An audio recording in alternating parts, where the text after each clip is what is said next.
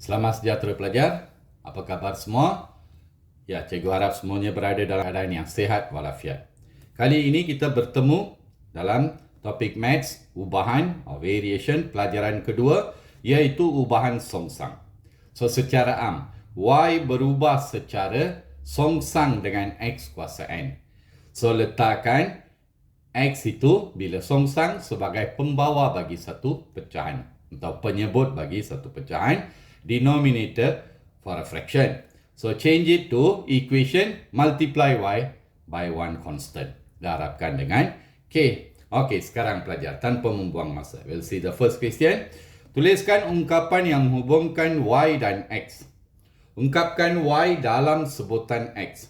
Write the expression that relate Y and X. Express Y in terms of X. Y berubah secara songsang dengan kuasa 3X. Y varies inversely as cube of X. Itu dia. So, darabkan tukar kepada persamaan ubahan. Darabkan dengan multiply by one constant. Y equal K over X to the power of 3. Boleh pelajar? Simple saja. Okey, kita tengok soalan B pula. Y berubah secara songsang dengan punca kuasa 2X. Y varies inversely as square root of X. Y varies inversely as square root of X. Tukarkan kepada persamaan, darabkan pemalar, Y sama dengan K per square root of X. Itu saja pelajar. Okey, yang berikutnya. Y berubah secara songsang dengan 2X tambah 3. Y varies inversely as 2X plus 3. Okay, now change it to equation Y equal K over 2X plus 3. That's all. Simple saja kan? Okay, pelajar. Sekarang kita pergi kepada soalan berikutnya. Ungkapkan Y dalam sebutan X. Express Y in terms of X. So, mula-mula. Y berubah secara songsang dengan kuasa 2X. Y varies inversely as square of X. Tukar kepada persamaan. Y equal K over X square. So, given value the X and Y, for us to find the constant. So, Y adalah sama dengan 2 apabila K adalah sama dengan 5. 5 kuasa 2. Darab silang. Bila darab silang pelajar, 5 kuasa 2, 25. 25 darab 2, 50. Value of the constant adalah sama dengan 50. So, gantikan dalam persamaan. Oleh sebab itu, Y sama dengan 50 per X kuasa 2. Itu saja pelajar, mana ada masalah. Okey pelajar, kita tengok soalan B pula. Y berubah secara songsang dengan punca kuasa 2X. Y varies inversely as square root of X. So Y varies inversely as square root of X. And given that Y equals 5 when X equals 16. So, kita tukar kepada persamaan. Y equal K over square root of X. Okay, Y equal 5 when X equal 16. Okay, so this will be 5 equals K over 4. Cross multiply.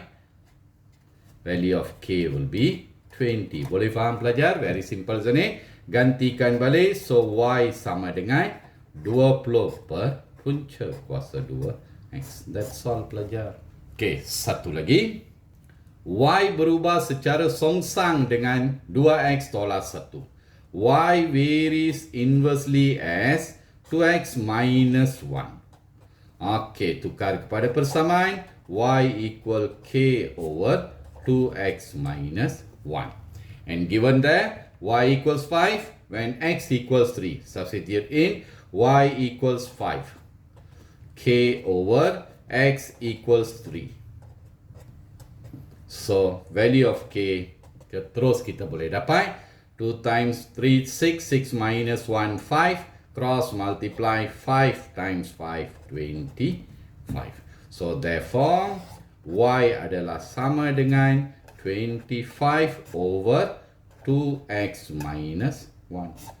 Simple saja kan pelajar? Bagus. Sekarang kita kepada soalan berikutnya, soalan 3. Solve each of the following. Selesaikan setiap yang berikut. Okey. Y berubah secara songsang dengan kuasa 2x. Y berubah secara songsang, which is inversely x square. Okey. Tukar kepada persamaan. Y equal k per x square. Ganti pelajar. Diberikan di sana. Y sama dengan 16 apabila x sama dengan 3. Y 16, K times X equals 3. 3 square 9. 9 times 60, 144. So value of K will be 144. So kita sudah ada persamaan di sana. Gantikan dulu. So Y equal 144 over X square. Okay. Baru tengok soalan apa dia nak. Cari nilai Y apabila find the value of Y when X equals 12.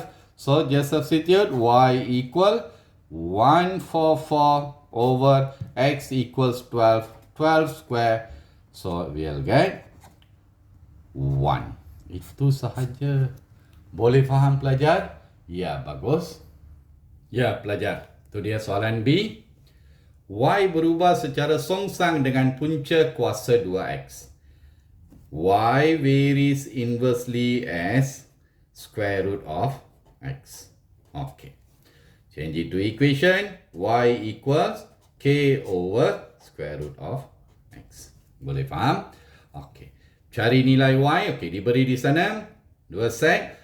Dan Y sama dengan 16 apabila X adalah sama dengan 9. Gantikan pelajar. Y equals 16 when X equal 9. Okay.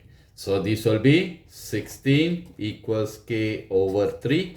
Cross multiply darab silang. Value of K adalah sama dengan 48. Okay pelajar. So now we already have the equation. Y sama dengan 48 over square root of X. Boleh? Sekarang baru kita cari. Find the value of Y when X equals 36. Substitute the value of X. So 48 over square root of X equal 36. So this will be 48 over 6. So we'll get value of Y equals 8. Simple saja kan pelajar? Ya, bagus. Satu lagi pelajar. Perhatikan lagi sekali. So Y berubah secara songsang dengan 2x tolak 5. Okay. Y varies inversely as 2x minus 5. Okay. So ini berarti Y equals K over 2x minus 5. Given a set of x and y, value of x and y is given. Y equals 10. When x equals 5, y sama dengan 10 bila x adalah sama dengan 5. Tolak 5. So, yang ini 10 sama dengan 10 tolak 5, 5. Cross multiply, darab silang. Value of K adalah sama dengan berapa? 50. Gantikan pelajar. So, kita akan dapat Y sekarang sebenarnya sama dengan value of K 50 over 2x minus 5. Okay, sekarang baru kita cari pelajar. Okay, find the value of X when Y equals 2. When Y equals 2. 50 over 2x minus 5. Cross multiply, exchange, tukar tempat. So 2x minus 5 equal 50 divided by 2. 2x minus 5 equals 25. Bring over plus. 2x equals 30. X equals 15. That's all pelajar. Mana ada masalah? Boleh faham pelajar? Ya, bagus. Ya, pelajar. Mari kita tengok satu soalan bentuk kebat. Satu projek pembinaan dapat disiapkan oleh 10 orang pekerja. 10 orang pekerja di sana mewakili bilangan. Dalam masa di sana 2 minggu, masa mewakili one more quantity. Okey, sekarang pelajar. A construction project has to be complete by 10 workers. So, this is number of workers. In 2 weeks, this is time given, another quantity. So, apa kita buat? Kita mesti fikir betul-betul. Kita mesti buat satu conclusion. Must come out with one conclusion. We know if number of workers increases, then the time taken will decrease. So, itu sebabnya kita kena buat andaian that number of workers varies inversely as time. Boleh faham pelajar? Bilangan pekerja berubah secara songsang dengan masa. Okey, baru kita tukar bilangan sama dengan K per M. Tengok maklumat yang diberi. Dia kata bilangan adalah 10 orang. K over masa di sana 2 minggu bersamaan 14 hari. Darab silang, value of K will be 140. So, ini bererti bilangan sama dengan 140 per M. Now, if the project needed to be completed in 10 days, so, masa dia sudah beri 10 hari. Masa dia sudah beri 10 hari di sana. Okey, so kita cari berapa pekerja tambahan yang perlu diupah.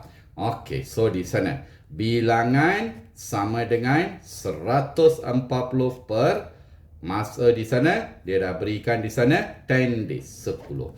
So, bilangan pekerja yang diperlukan di sana adalah 14 orang. Boleh faham pelajar? Itu sahaja. Hanya kerana pemahaman konsep ini sahaja, soalan ini dinamakan sebagai soalan kebat. Sebab dalam soalan tidak diberikan kepada kita berubah secara langsung atau songsang. Boleh faham pelajar? Can understand student? Okey, kita berhenti di sini. Saya jumpa kamu semua dalam pelajaran ketiga for joint variation ataupun ubahan bercantum. Bye pelajar.